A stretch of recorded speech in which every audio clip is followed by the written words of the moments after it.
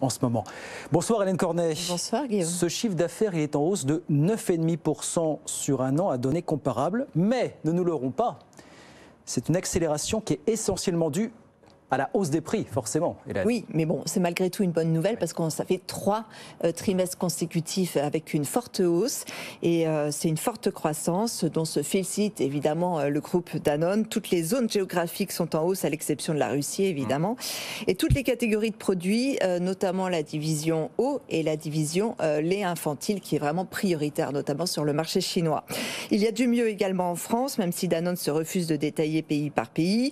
Alors les volumes sont à peu près stable, en très légère baisse, en tout cas sur le marché européen. Ce sont, comme vous le disiez, les hausses de prix qui tirent la croissance, de l'ordre de 8% en Europe, de 10% aux États-Unis, auquel il faut ajouter un effet devise. Voilà, donc 3 trimestres de hausse ininterrompue du chiffre d'affaires, résultat de la poursuite du plan de transformation, explique le groupe. Danone, du coup, relève ses objectifs financiers pour l'année et confirme son niveau de marge opérationnelle.